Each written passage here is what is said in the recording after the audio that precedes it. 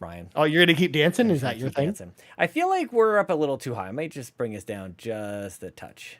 Are we? Oh. I'm not really into Reddit too much, Ryan, as you might know. Are you into Reddit, Ryan Turford? No. Yeah. That's an unholy part of the internet that I just don't really go to. Well, when I say the word subreddit, like I think I'm talking about the right thing. I think there's a subreddit about TVs that are too high. Mm-hmm. And you can go look at all these pictures of TVs that are like hanged too high on the wall.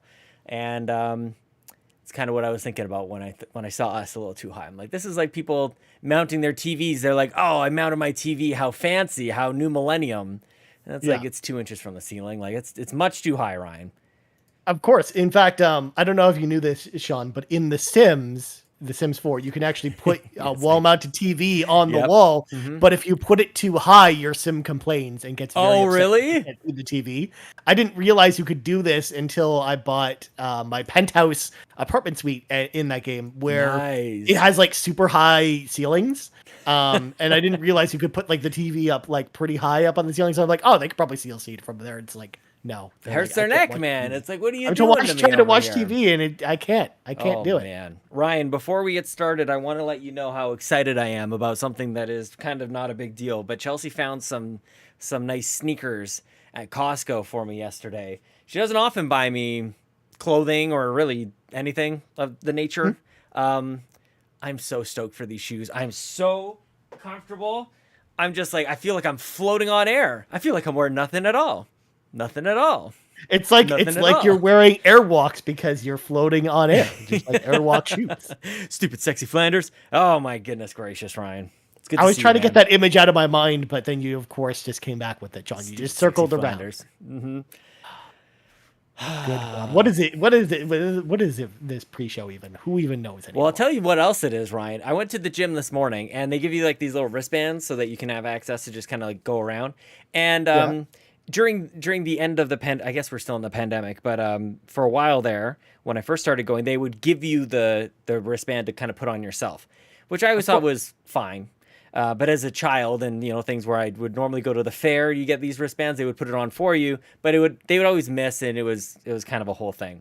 So I appreciated. I started to appreciate them just giving me the thing, and I can take care of it myself. So this morning, the lady insists, no, I'll do it, like no problem. So I submit my wrist. She puts it on over and just like hammers it on my arm hair. So when I moved it along, I took off. I don't know if you can see this, Ryan. Let's see if we can get it to zoom in here. Can you see the hair? Well, I can't because it's not focused. Come on, it can focus. Is it going to focus? Do you have autofocus even turned on your camera, Sean? Yes, but it's not. It's focusing on my face. Anyways, I don't know if you can see from here. Zoom in. Come on. I believe it or not. Oh, there it goes. There it goes. Look at that. Look at my arm hair all over that thing. Oh my gosh. Absolute torture, Ryan. That sounds very painful. In fact, it's almost as bad as I went to the hospital maybe 4 or 5 months ago, but it was right around when I moved into this apartment, and they had to stick these like sticky pads all over my chest, and I have a little bit of hair there, and they I wasn't allowed to take them off until the next morning, but it was one of the most painful experiences in my entire life because it felt I was waxing my chest that way. Seriously, yeah. Oh man, it was the worst. Kelly Clarkson.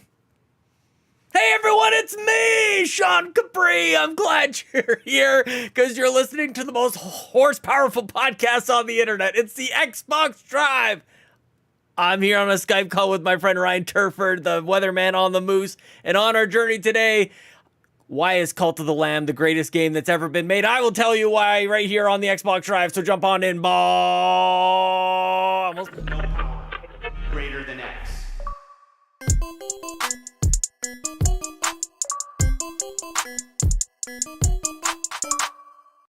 I give it a C- intro, Ryan Turford. How are you doing today, my friend?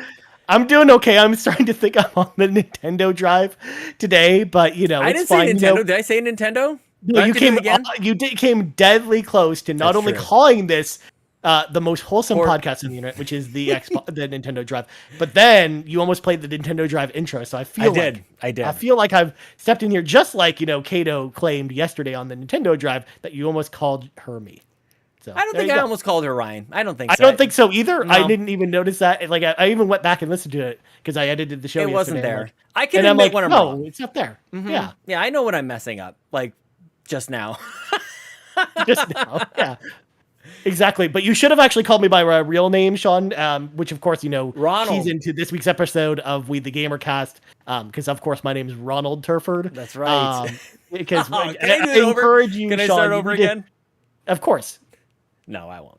That's fine. Yeah, you got to call me Ronald Turford for the rest of the show, Sean. I feel like that's the due punishment I'm due. We'll circle around to that later when we get into questions this week. For sure. Anyways, let's clean the garage a little bit because this, of course, is the Xbox Drive where we talk about Xbox all the time, except for right now. So, folks at home, if you want to support the show, there's a number of awesome ways to do that. Number one, if you're watching the live stream right now over on youtube.com/carpoolgaming, don't forget to like the video, subscribe to the channel, and then ding, ding, ding, ring that bell to be notified whenever we go live or whenever we have new videos come to the channel. And trust me, folks, there's going to be a lot of stuff coming over the next couple of weeks that be excited about on the channel. So please stay tuned to that. We got stuff. Yeah, we might have even teased something on Twitter today. Who knows? And it might not even be Xbox related. But also, if you're listening on audio feeds, don't forget to subscribe there, as well as, leave us 5 stars if you're on Apple Podcasts or Spotify, please, because that helps the show get discovered. Also, if you want early access to this and all of our shows, or some exclusive content like some Geek Out episodes, Sean, that we're going to be recording later this week. We got 2 of them coming up. You're going to want to head over to patreon.com/carpoolgaming. Throw a little tip in the old tip jar, just like our newest patron, Haley Miller, did. So huge thank you to Haley for supporting the show, as well as all of our other patrons. Y'all are awesome. And then last bit of housekeeping, if you want a cool RPG Cave shirt like this one, or an Xbox Drive t-shirt, or any other Carpool Gaming merch, head on over to our merch store, bit.ly/CPG merch, to get your own cool t-shirt of your own. Well, without further ado, Sean, let's grab our 8 tracks, pop them in. It's time for the playlist. I'm just moving with this show, Sean. Man, so 100 miles an hour. Holy crap. Slow down, Ryan Turford. I haven't even taken a sip of this mug. We haven't even pumped the brakes. We're going right around the corner, man. I'm keeping up with you, man. I'm dancing around over here. Chat's here. It's all good. You're picking up what I'm putting down. That's what we're doing here. So, Sean, what's going on? What you been playing? Well, I wonder if I should start or finish this, Ryan, because I've been playing... actually, before I get into what I'm playing, Ryan, I need to wish a very, very happy birthday to our good friend Jason Lacey from the podcast called What the Fluxtaposed, who, by the way, just celebrated their 400th episode, and that is... I just can't even imagine. That is amazing. So congratulations to Jason and Lucas for 400 episodes, another trip around the sun for Jason on his birthday. And what are we, 250 something? We're not even close. We're only 148 episodes away from them, Sean. I haven't done the math, but I think 400 episodes done weekly is about 14 years. I'm not sure if that's right. I haven't done the math, but I think that's about right. I think that's close. I'm estimating. Well, that's about 8 years and I might be rounding 3 weeks. I might be too liberal on my rounding, Ryan. A little bit. Never really learned that skill, if you know what I mean. It's fine. And then, have to throw in there the fact that, you do the odd half an episode like we do too. That's true. 49.5. Yeah. So, yeah. We have fun with decimal points. I mean, we took, the advice from the Kingdom Hearts series on how to name things, Sean. It's fine. Oh, man. Well, we haven't gone that far, but I think we've opened the door to it. It's true. We haven't started using fractions in our titles. Well, we'll have to have a pi episode coming up in the next 60 or so episode. We're coming up on 314, my friend. Oh my God. Oh, right. all the pie. We totally need to have a pie episode. Yes, we're going to eat pie. We're going to do math and algebra. Yes, Lachlan in the chat, as long as it's not algebra and their figment numbers. Man, that's a whole other thing. But I just wanted to celebrate our friends. I've been friends with Jason for a long time, and I will give that show again a shout out. Fluxtaposed, What the Fluxtaposed. It's the show that I listen to when I do yard work, Ryan. And there's a whole kind of community around that podcast that we all listen to Fluxtaposed when we're cleaning toilets or mowing the lawn or shoveling snow or whatever it is. It's whatever menial work you've got around the house. That's a Fluxtaposed. Or if you're being manly, maybe you're working on your car, maybe I don't know, changing the oil. I don't know. What do you do with cars? Again, I don't get any of these references, Sean. I don't have a house or a car. On the Xbox Drive. That's the best thing. I think we got to work that into something. This is the Xbox Drive and Ryan doesn't drive. like at all. I mean, I don't have a car or a driver's license, so I mean, you drive the shows. You drive the shows, my friend. I drive the show. Yes, those guys are the best. And a huge they're a huge reason that even the show exists as well. Like just being in the podcasting community, and they let me on their show way before they ever should have. In any case, love you guys, and congratulations on 400 episodes. Now, speaking of things that I love, Ryan, Cult of the Lamb might be my game of the year, 2022. Ooh. This game has captured my heart and my soul. And actually, I was just at work talking to a colleague about it. And we kind of like casually let each other know, like, obviously I play games, and if you know, you know. And so a colleague of mine was mentioning, we were up a little bit late last night. Their husband and him were playing Cult of the Lamb. And I'm like, I just kind of lost it. I'm like, yes, more people need to be playing this game. Ryan, it feels amazing to play. I played a little bit. Well, you were there after the stream on Saturday? Yeah, I was there a little bit. Yeah, we had a little like private stream going on here in the Discord. We turned off on YouTube, jumped over to Discord, and kind of hung out and played a little bit of the game. Cult of the Lamb. Matt from the PlayStation Drive is here in the chat as well. It is excellent. It feels so good to attack. The dungeon crawling is great, and the tie-in with this whole like rogue light kind of thing is absolutely phenomenal, where if you go on a run and you die, you're going to lose a little bit of faith from your followers, but then you can go back to your homestead and go make them happy by throwing a casual cultish ritual, like lighting a giant bonfire or sacrificing somebody or praying to the food gods or all these different things. And everything just seems to be like linked to something else in a way that makes sense in my simple Canadian brain. And I just adore so much about it. The attacking, the combat feels great. The kind of like half and half real-time strategy / kind of SimCity kind of base building kind of elements to it. They just work, man. And more people need to be playing this game. So I think I'm about halfway through. I think I'm on the third. I'm just getting into the third door at this point. And I think there's 4 doors, 4 main bosses that you do. But at this point, I actually don't want the game to end. This is something that I could, and I guess just by the nature of it being like a roguelite, I guess I could probably play it forever, but I'm just completely obsessing about it. If I'm not diving into the combat and just kind of making a whole bunch of runs, then I'm spending hours on end just building up my base and my followers.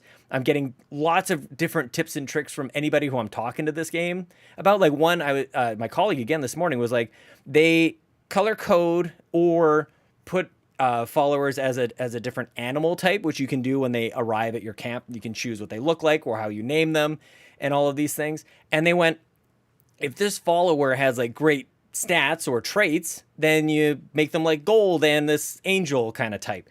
But if they suck, like make them something else that you can identify them as, so that you can sacrifice them for the benefit of the group later. So it's like there's all these cool little tactics. Nothing is really all that crazy heavy about it. It's totally accessible and approachable on that standard. The only thing is maybe a couple bugs I think has been pretty well captured on the internet at this point.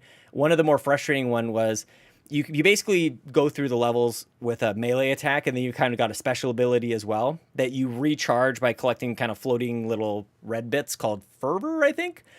And one time I should have had all that stuff kind of collect. I was walking over it, but I wasn't able. It wasn't actually absorbing. I wasn't actually getting any of it. So I ended up, instead of actually like moving on, I tried chasing the stuff around, and I got killed by a boss.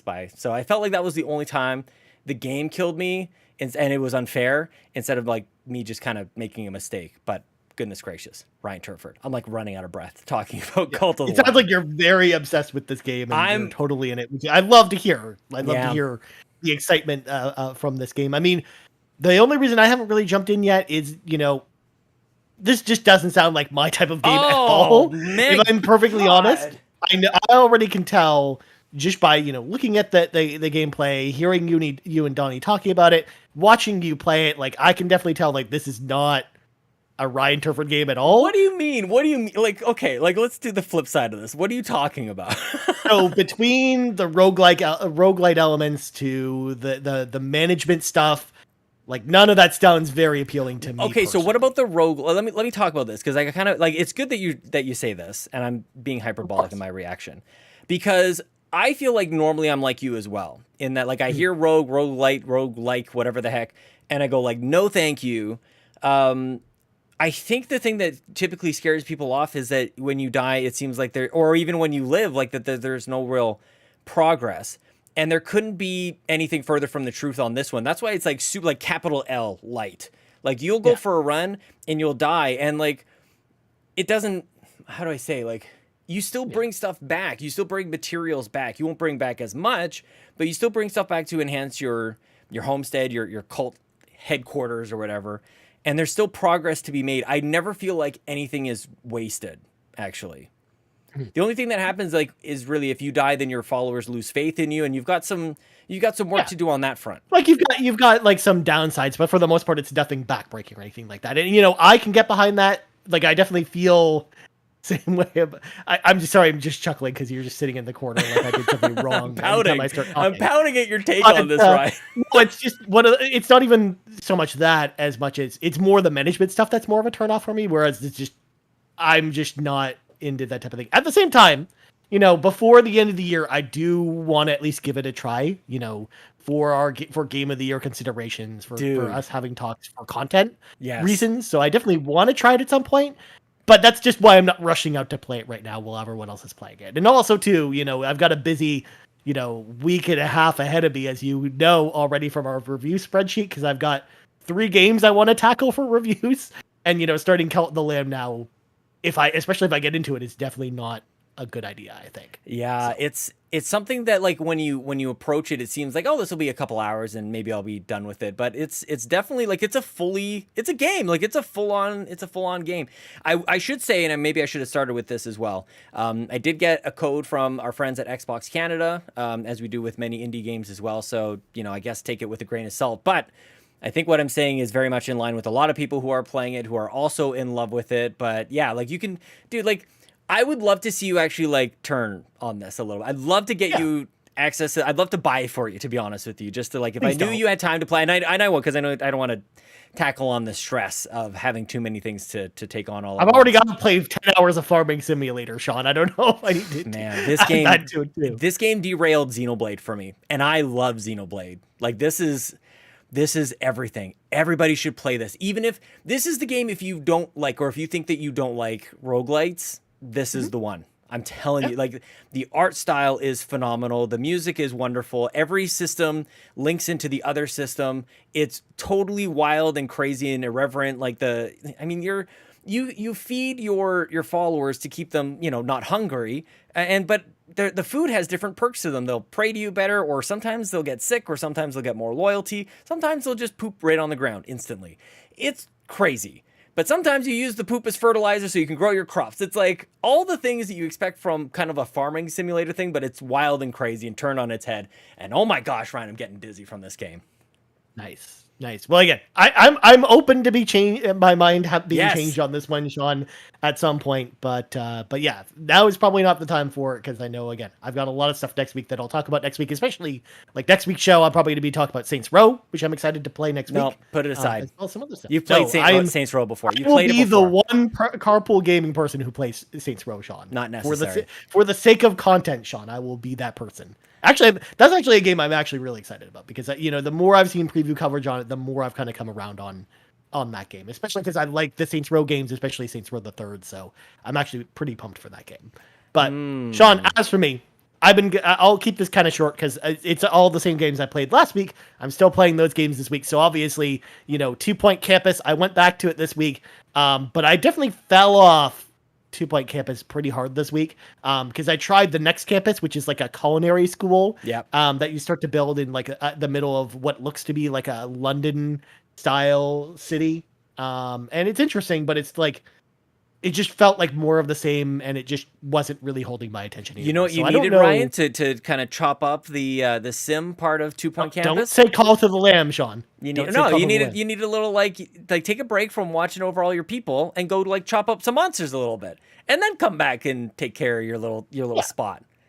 It's perfect. It's an amazing premise. It's so good, man. Oh my gosh. Yes. Yeah. That's what you need. That's what will keep you hooked. Maybe that's the thing. I am setting myself a pretty strict bedtime these days so that I can get up at 4:30 in the morning and go to the gym and be healthy and do all these things. Sunday night, I sit down. I'm like, I'm going to go to bed by 10 o'clock, definitely. I didn't go to bed until 1:30 in the morning, Ryan. I got 3 hours of sleep on Sunday night. Of course you did. I am crazy about this game. I'm telling you, man. Crazy unhealthy because of this game. Where's But my coffee? so beyond that, I've been playing The Sims 4, of course, as always. My Sims 4 journey continues. I made a new character. I made a transgender male character. Okay. Who is an artist. I'm making a bunch of paintings. I painted this like fancy mural in my living room, and I'm just having a fun time with The Sims still. And then, of course, I finished the Dealfold Chronicles demo. I talked about it on last week's show, where it seemed like a very sizable demo. I had just started it because it had just come out right before last week's show. But I finished the demo. It took about 3 hours to finish the demo. So it's actually like a fairly sizable demo for the game. And of course, again, your save progress carries over. But I was a little bit middling on the game when I played it because I'd only played really the first mission. But man, this game's awesome. I actually really, really enjoyed the Dealfold Chronicle as I got into the demo, as I got through a lot of the missions, and it lets you off the reins a little bit after the tutorial mission at the beginning. And just really enjoyed my time with the demo. I'm actually much more excited for the full game. For those that are unfamiliar with this game, this is a new Japanese RPG from Square Enix that combines real-time strategy elements with turn-based RPG combat. So it kind of plays like an RTS where, selecting either all your units or individual units, and then they all have individual abilities at their disposal. And then you, of course, will have different objectives on the map. Sometimes you have to, send your one of your guys to go capture a guard tower, which then allows you to lower a drawbridge so you can continue through the map. Sometimes there's these epic bosses with these huge creatures. It's just a really, really cool experience that we just don't get that often. I can't even think of another game that's like this except for something like Tactics Ogre. And even then, Tactics Ogre Reborn is going more in the traditional, grid-based, turn-based strategy RPG kind of style. Whereas this is a very unique experience. So I'm actually really excited for the full game coming out next month from Square Enix. Just, part of Square Enix's crazy fall year they've got Square going Enix, this year with man. so many games. Ryan, I have a question for you about Tactics Ogre. If you were to guess, if you could look into the future, what score do you think that game is going to get on, say, OpenCritic, just as an example? I know that this is an important question, Sean, because we may or may not have missed out on this game, but I would say that's going to get between. Well, I think it's going to end up between a between a high 70s and low 80s is how I would guess. Okay, well, we'll see. We'll see how that works out for the guys over at the Trophy Room. They're talking all the smack, and I ain't going to put up with it any longer, Ryan Turford. I mean, I could just throw it out there. I think, Valkyrie Elysium, which we picked up instead, is going to do better.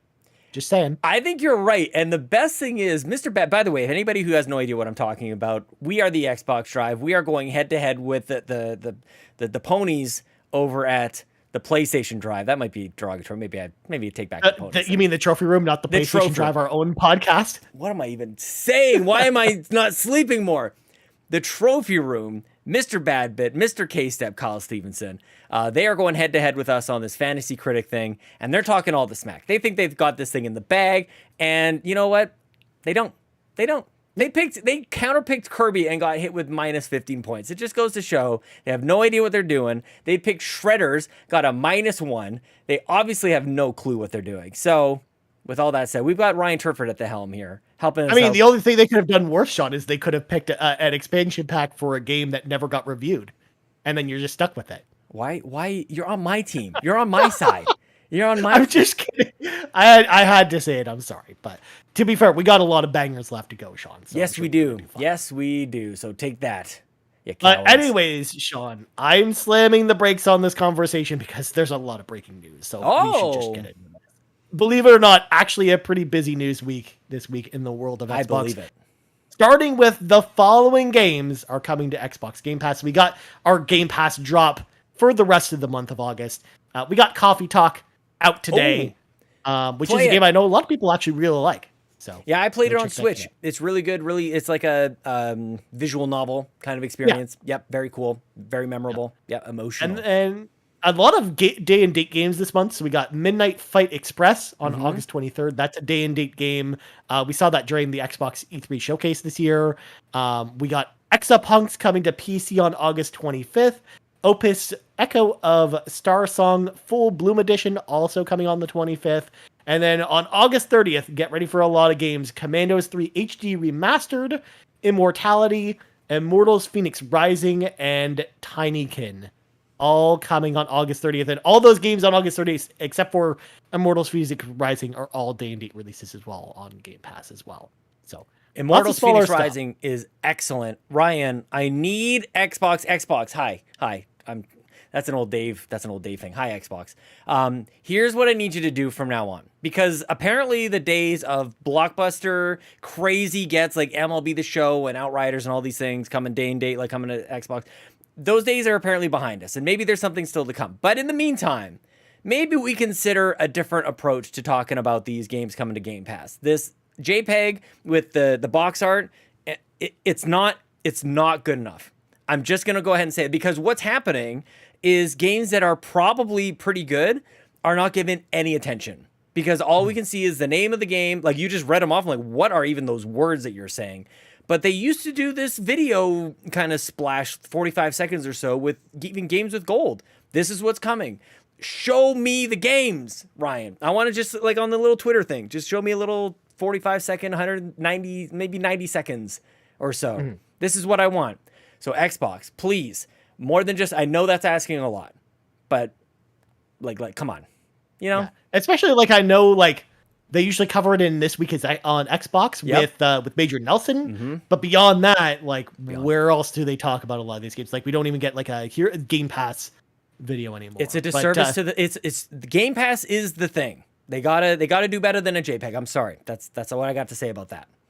Well, Sean, to make you even a little bit sadder, the following games are leaving Xbox Game Pass on August 31st, and you may want to sit down for this one, as I see you're doing, because this is a good list, unfortunately. So we've got Elite Dangerous, Hades, Myth, NBA 2K22, Signs of the Sojourner, Spiritfarer, 12 Minutes, 2 Point Hospital, What Remains of Edith Finch, and World War Z. That is a list of really good games leaving Game Pass. Oh, it hurts, right? It hurts. Like, make that the bullet point list that nobody wants to look at. Holy crap, those are... Well, that's why they bury it at the bottom of the article, Sean. Oh my God, those are good games. I mean, the only thing maybe offsetting it a little bit is... I don't know that everybody loved 12 Minutes, so maybe there's that. 2 Point Hospital, you're going to play Campus now instead. Yeah, that's why that's leaving. Yeah. 2K, maybe 23 will take its place soon enough. I'm not sure, but that's a tough one. Those are tough losses. Yeah, especially something like Hades in particular, which I know was Game of the Year contender. It's sad that it's leaving there. Even something like Spiritfarer, which I know a lot of people in our community really liked as well. Because there was a Backtrackers community talk about that. Yes. But yeah, and then What Remains of Edith Finch too. I know a lot of people love that game too. So if you want any of these games, they're on sale now. Make sure they grab them before they leave Game Pass, or play them before the 31st, because you still have time. You still have time. But, yeah, because likewise, I still haven't ever played 2 Point Hospital, and I want to make a point of at least trying it before it leaves. So there you go. So those are all the games that are happening, but. Moving on, Sean, we got to talk about your favorite subject in the whole wide world. That is Call of Duty. Oh, so that's okay. Activision have announced that pre-orders of Call of Duty Modern Warfare 2 will have full access to the campaign a week before launch on October 21st. Additionally, pre-ordering the game will give you access to the early access and multiplayer beta on September 22nd, and it will be opening to all on a couple days later on the 24th of September. This is the first time Call of Duty has ever done this, though, where they've offered the offered the campaign early. Sean, what do you think about this news? Because I think this is like a really interesting take for Call of Duty. I like it. And here's the thing. We've seen this actually with a lot of Xbox games, Gears of War, and I think Forza Horizon maybe even had early access kind of thing. Like, I feel like Dave and I, in the early days of the Xbox Drive, kind of settled on this, that I'm fine with this. In that, if a game costs full price on day one, then that makes sense. And 3 months down the road, 6 months down the road, it goes on sale and it's less. That makes sense. But if you go backwards in time, if you go before the game is actually out, then like if people want to pay more or whatever it takes to get that thing early, go ahead.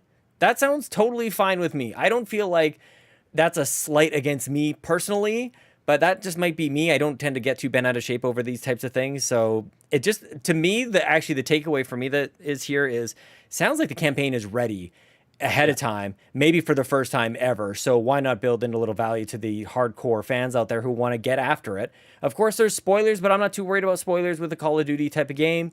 So yeah, my big positive takeaway here is it sounds like they're just ready for this game to be out into the wild, and that bodes well for Call of Duty to review exceptionally high on Open Critic for our Fantasy League. Take that, Joe, you piece of crap. It just all comes back to Fantasy Critic, right? That's right. That's right.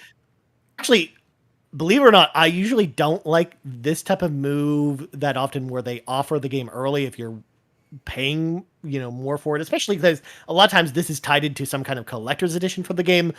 But number one, I like the fact that it's just any version of the game. So it doesn't matter as long as you pre-order it, you get access to this a little bit early. So everyone, you don't have to worry about buying, the premium edition of Call of Duty to get access to this.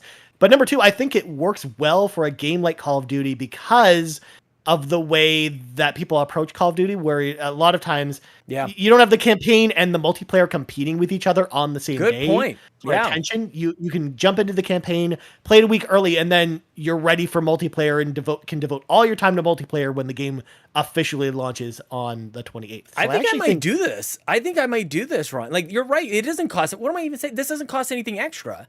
If you're gonna buy it anyways, if you're gonna buy it anyways, yes. Oh my gosh. Hang on, I'll be right back. I'm going to go pre-order. You're going to go pre-order Call of Duty? But yeah. I can't wait for this game. Yeah. I'm still on the fence as to whether or not I get it right away, just because, it's coming out in a very stacked month. And I know, either it'll go on sale at some point or it'll come to Game Pass at some point down the road. That's true. Yeah, you wait even a year if you're good with waiting about a year. That's what I'm like. Yeah, unless we're like dedicating some serious time probably to play some multiplayer. I think that's the only way that I maybe jump into Call of Duty at launch, but I do think that this is actually like a smart move for this type of game. Yeah. I think that this is the perfect way to approach this type of situation. And I'm glad, again, it's not locked behind, the 129 Canadian dollar collectors. Yeah, they easily could have done that. Like, that seems like something that I kind of assumed that, to be honest with you. Because that's what Xbox does with like the Gears Ultimate Edition 5, for example. You had to buy the Ultimate Edition of it to get the early access. So I'm sure people are furious about this. I feel like I've done a pretty good job of like muting my Twitter of like complainers and whatever, but like I'm sure that's out there. It's not hitting my feed and I don't agree. Go ahead, pre-order. That's awesome. Maybe people are like, oh, then why don't just like release it on this day if it's ready? Just release it on the day. Like, get out of here, man. There's strategy on when these games are supposed to be released, and like let them do their thing. And not only that, too, it gives them an extra week to prep the multiplayer servers and stuff like that, too. So I think there's a lot of thought that went into this one. Totally. Yeah, like, man, I mean, I feel like this is a model any other shooter could really do. You think about Halo's kind of weird launch, and like this would have made sense over there as well if the game was actually ready. So Halo did the reverse of this, where they launched the multiplayer first instead of the single player. Oh my goodness. Well, some of the single player. Some of it. We'll get some more of it later. Play with friends at some point. Yeah. Well, co-op's supposed to be coming, at some point, either this month or next month. So dude, we're already, look at what we're doing. Like, when we're talking about how many games we're playing now and coming up, like, Halo had its, I don't even want to say it. I don't even want to say it. It had its time. Dang it. I get that. Yeah. But next up, and this news actually got me pretty excited. I was not expecting this. During the THQ Nordic showcase that happened earlier this week, they announced a bunch of like stuff for PC, and they showed new trailers for a lot of stuff we already knew about. A lot of strategy games, Destroy All Humans 2, and a bunch of other stuff that I'm not going to cover here, just because it's a lot to dissect, and I don't know how much we care about a lot of this stuff. But this got me very excited. They announced that a remake of Alone in the Dark is in development. So they're going all the way back to, the 1920 setting from the original Alone in the Dark. And it's going to be kind of a remake of the very first Alone in the Dark game that premiered on PCs back in like the early 90s. They released a new trailer for it, which looks awesome. Sean, did you have a chance to check out the trailer for this? Because I thought it looked pretty good. I did not, no, but that's awesome that they're finally like maybe a little good news coming out of THQ Nordic. That's awesome though. Yeah, I got to check out the trailer still. The new trailer looks very Resident Evil 2-y, where it's a third person over the shoulder survival horror game, which of course is totally up Ryan Turford's alley. Like I am actually pretty stoked for this game and the way it looks. I love the aesthetic they're going for in the trailer, and I couldn't be more excited for this, if I'm being honest. There's no release date though, so we don't know like a release window or anything like that, but we do know it's coming to Xbox Series X and S at some point. Also, during the THQ Nordic Showcase, they also announced that a new South Park game is in development. There is no word on who is developing the South Park game or what kind of game it actually is. So stay tuned for that. They said sometime early next year, we should have more details about this new South Park game. It's going to be a yellow snowball fighting game. It could be just like, don't you remember South Park 64? Of course. Which was a first-person shooter. That's what I'm referencing. You throw snowballs, you pick up a yellow one. Mm-hmm. Yeah. Reminds me of an old Beavis and Butthead game that we played on the PC back in like 1994 or something like that, where you're at the top of the school and you're spitting down on the students and teachers. And every once in a while, if you saved up your points, you'd hawk a loogie down on somebody, Ryan. Weird I was gonna, stuff. Wheel my chair over to my shelf, Sean, because I have Beavis and Butthead on the Super Nintendo up on my shelf. Of course you do. Of course I'm not going to do that though, for possibility's sake. But Ryan, you said something that reminded me. You mentioned that you like survival horror, and I got to tell you, there's not anything much more horrifying than the monsters and demons from Cult of the Lamb, and you sure as heck got to survive all the different runs. So maybe just give it a try. Maybe there's more in there than you thought. So anyways, next up, Sean, I heard you wanted more showcases because you weren't done with more showcases this year. So we got Give me the showcases. Obviously, we know, Gamescom's got a showcase next week, but Disney and Marvel have announced that they're doing their first ever Disney and Marvel Games Showcase. It's happening on September 9th at 4 p.m. Eastern Daylight Time. I'm actually pretty stoked for this, Sean, because first of all, they teased the fact that it's not going to just be Marvel games there. It's going to be, we're going to probably see some Star Wars games here. We're going to see some Aliens games here. We're going to see a bunch of, Disney property games, as well as Marvel releases. I'm sorry, but Disney Infinity is not coming back, Sean. Give me Disney Infinity back. I've got the toys. Give it to me. Even a remaster, for goodness sake. I literally have a giant tub in my closet, Sean. That's all my Disney Infinity toys too. So trust me, if there's anyone who wants Disney Infinity to come back, I'm that person too. Oh my gosh, man. It's unfortunately dead, but I'm actually pretty excited for this showcase. I think we're going to see some good stuff here. Speaking of dead, maybe it will be revived, like you can revive your followers who pass away in Cult of the Lamb, Ryan Turford. I hate you so much right now, Sean. Good God. So also that's going to be a kind of like a week of showcases too, because we got Disney Marvel Showcase that week, and then the next day we've got Ubisoft Forward. Because I kept forgetting that that's actually a thing, because they announced that like 3 months ago. But it's actually going to be happening on September 10th as well. So between that, Gamescom opening night live, and then that, like it's going to be a busy time for showcases for the rest of the year. I think we're not done for game announcements in 2022, which is just weird to say in the middle of August. In all seriousness, and this is not going to talk about that game I've been mentioning.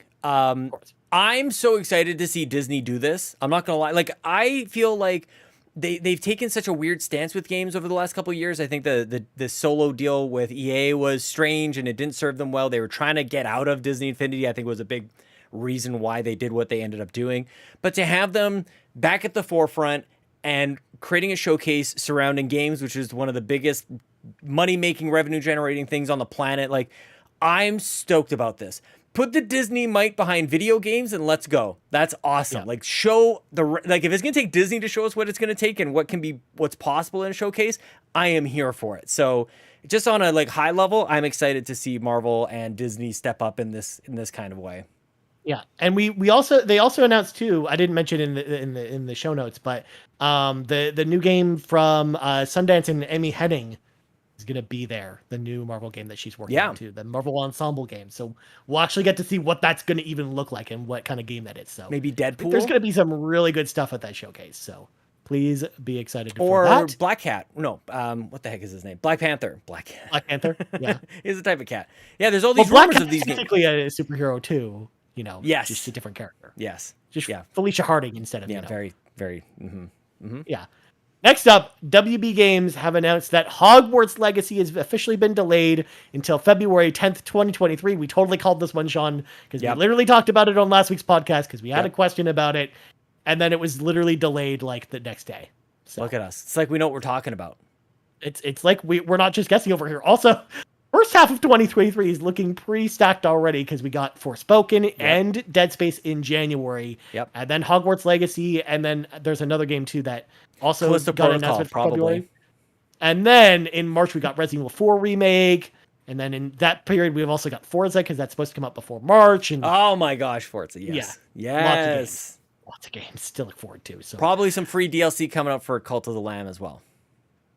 And then last game got a release date. 2K Games have announced that new Tales from the Borderlands has a release date. Yes, that's the actual name. New Tales from the Borderlands.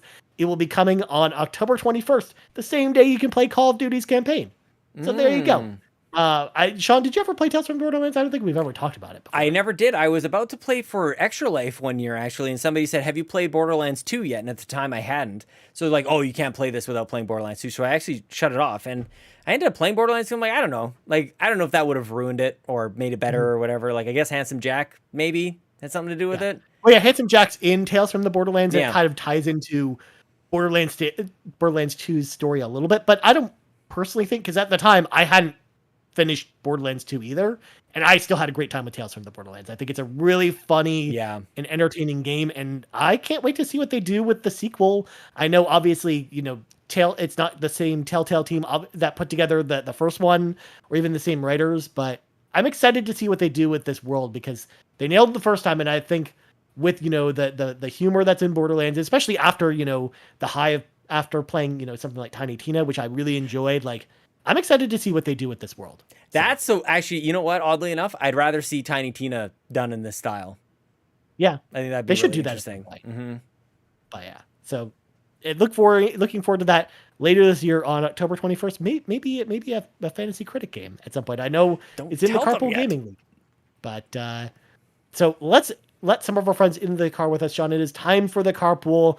We're to start it off with Taylor, aka TPR, who says, my question, hello, Ronald Turford and Sean Capri. Trevor here. What is the most embarrassing moment when you misnamed someone on a show? Well, Taylor, it was definitely last week's show. Although, in my defense, I got the first letter and the last letter of your name correct, and it had the same same letter count. So in theory, I wasn't too off base. But you're right. It's actually closer than you might think. You're right. There's a T and an R and an O, and that's it. That's really. The thing is, Sean, and you've probably picked up on this before. We've never really talked about this, but I'm just really bad with names. I've always been that way, and not only that, but I have dyslexia, so sometimes my brain thinks in reverse, and it's weird to kind of piece things together in my brain sometimes, unless it's old school, like obscure video game knowledge about Dark Wizard on the Sega CD, like we talked about on the RPG Cave this week. Yep. But I'm definitely kind of that person where I'm just not really great with names. So apologies, Taylor. No, you don't have to apologize. He shouldn't be making fun of you. No, I'm publicly apologizing to Taylor, and he's allowed to call me Ronald Turford until he feels satisfied. That is the punishment for the crime. But Sean, how about you? Do you have an embarrassing moment where you misname someone? Oh, I misname you and Kato all the time. Like I call you guys each other. It's very strange. I mean, I've technically called Garrett Sean before too, so there's that. Oh, there was one time, this was a long time ago. It wasn't a name. That's a bad story to tell, I think. I don't know. I don't think I have anything to share. I had something I was going to say, but I think I'm going to filter maybe a little bit. It could be misinterpreted. It was a different time. Fair enough. Mistake. Well, we got a question from Court Lalone, who asked the question, you're going to be put on a desert island, but you're allowed to bring one game and what console? Classic. What do you bring? Classic question, the desert island game. I'm going to give you my cheaty answer, Sean. My cheaty answer is I'm going to bring my PlayStation 5 and I'm bringing Final Fantasy 14 with me. The game that never ends. Yeah. That is the game I bring with me. It's an MMO. And here's the thing. Even if it never received updates again, Sean, that's like an endlessly replayable game because of just how much content's there. Like I could still probably spend another 1,000 hours with Final Fantasy 14 and still not finish everything that I haven't finished currently yet. Yeah. So that's probably my desert island game, assuming, of course, the desert island has access to the internet. Of course, because that plays Starlink. a big part in it. You have Starlink. Yeah, of course. I don't really know how that works. I don't really know much about it. All I see are these rocket ships going up into the sky and pooping out a bunch of satellites into Earth's low orbit or something. It's like, what the heck?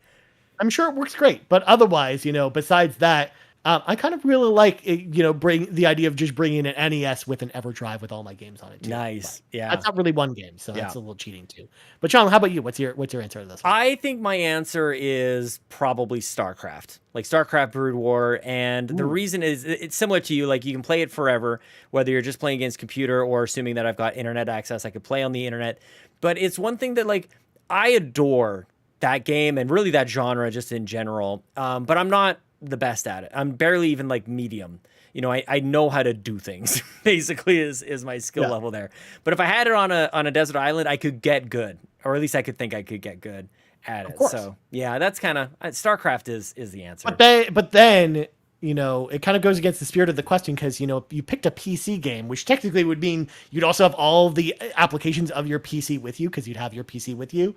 So I'm gonna change your answer, Sean. I'm just gonna cross it out StarCraft and 64. then put StarCraft 64. Yeah, bringing in 64 and StarCraft 64 because that's the only way you're able to answer this question correctly, Sean. Okay, all right. StarCraft 64. To be fair, StarCraft 64 is actually pretty fun. You could probably get really good at it if it's your only game. Plus, it has big game hunters in it, so I don't know why. That's all you need. Yep. Just the same map over and over again. That's all we ever did anyways. Exactly. Next up, Blaze Knight asks, if Activision games stay multi-platform after the deal is finalized, what are some ways Xbox could encourage people to play on Xbox over other locations aside from just Game Pass itself? Think of Sony locking up Spider-Man to PlayStation on the Avengers game. I think the play you'd see Blaze Knight is similar to what we saw in the 360 era with Call of Duty, where they will probably put like, we've got the marketing deal for Call of Duty or any Activision games, and then here are the exclusive perks you get only on Xbox, which will then sway people to join on that console. It was the reason why the 360 became the de facto console for Call of Duty, and it's the reason why the PlayStation 4 became the de facto console for Call of Duty. Like it's because those incentives were there. That's what drove the audience to those consoles. So I think that's the approach I would take if I was them and what I would expect them to do. But Sean, do you have anything different to add to this? Well, what do you think? You're definitely in the reality realm that I don't know that I would attach anything more to what you've said. If I can go a little bit crazy, like what other kind of like Xbox like properties can you mix in with Call of Duty? Like does Master Chief show up in there in some weird way? Like I love what I'm seeing with Fortnite, dude. Like it feels like such a boomer thing to do, to go like, that Fortnite thing seems to be popular with the kids these days. Let's see what they're doing. Like, I don't know. There seems to be something that maybe could happen in the multiplayer realm where you have maybe like Marcus Phoenix and or Master Chief or Doom Guy, or have something like celebrate a lot of these now purchased and Xbox owned properties, have them show up in the biggest video game on the planet. Like, I think that's kind of where my mind goes a little bit. Although I'm not sure if that like gets everybody else over there. It mostly just like gives extra value to you if you choose to play on Xbox. Yeah. And I mean, as long as they don't go too crazy with it, because I think Fortnite's skirting the line at least a little bit on what's too crazy for a game, where there is no line anymore, dude. You got Naruto running around on a map with an AK-47 and then Kamehamehaing, enemies because of the new Dragon Ball Z patch in Fortnite as well. So it's too weird, Sean. It's too weird for me. But yeah, I agree. And he's like really my real answer, James and Kratos and Master Chief. Yeah. My actual answer is probably closer to what you said. I think that's enough. Yeah, for sure. Next up, Skinny Matt asks, you know how people sometimes name their car or their guitar? Have y'all ever named one of your consoles or computers? If so, what name did you give it? I'm not going to lie, Skinny Matt. I've never done this before. I've never really, nicknamed any of my consoles or anything, but I've actually never nicknamed anything like that. Like I've never really nicknamed, my non-existent car, or even like a bike that I had, or drum set, or any like possession of mine. I've never really given it like a name, like you're kind of insinuating here. So Sean, what about you? Have you done this kind of thing? One thing that I have absolutely done in real life, this is definitely not a joke at all, Ryan Turford, is I named my Xbox Series X Skinny Matt's mom, and I say hi to her every time I turn her on. My God. Good God, Sean. Why? Why? No, I've never named a console or even a guitar. I feel like I'm not creative enough. I don't know what I would call these things. Yeah. But take that, Skinny Matt. I'm also, maybe that's what I chalk it up with a little bit too, whereas I just don't feel creative enough where there's a need to do this. So I'm too realistic about thinking about this stuff. But next up, we got the Muffin Mon, aka Kevin Ainsworth. And this is more of a question for Sean, but I'll read it anyways. Ryan, I know you're already interested in this, but Sean, will you be jumping into Soul Hackers 2 and continuing your descent into weebdom? Again, I've talked about this before. I'm actually very excited for Soul Hackers 2. They just released a combat trailer yesterday, and it looks like super fun to play. So I'm like stoked for this game coming next week. But Sean, I need to know from you, what do you think? I need to know from you, Ryan, on a factor of 1 to 10. What are we talking about with the waifus on this game? Like that's where I'm at. Like what's the waifu factor on this? Well, they haven't shown enough to really give more than a C rating, I think. See, that's the thing. Like we need best girl. We need a best girl kind of choice here. I'm imagining you will have that in the game. They just haven't shown that off, so it's a gray area at this point. It's unknown. So Kevin, the answer to your question is TBD. We'll see. Yeah.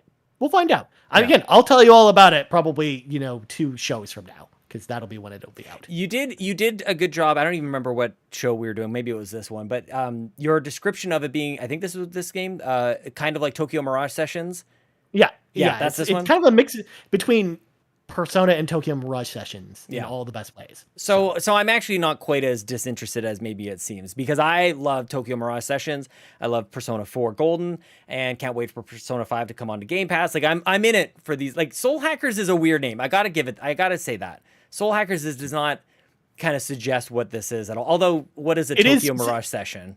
Exactly. It's also a sequel to a game that came out in 1997, Sean. So I mean, people have been waiting a long time for this. There's that too. So I mean, it's got like just weird. The Shin Megami Tensei series is weird naming to it, so I wouldn't worry about it too much. But. Yeah.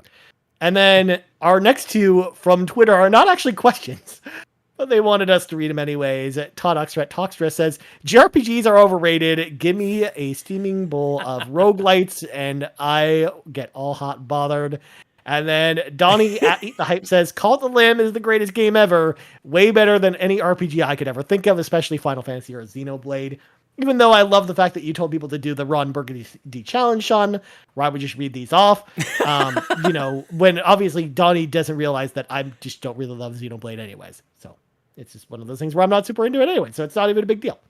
I might do that every once in a while. Sometimes, like Ryan, when I do those little call outs on Twitter for people to, send in their questions, like, I don't know what I'm going to say. I don't have time to plan it. You know what I'm saying? I just fire up the camera. I just start talking. And then I realize, you know what, everybody?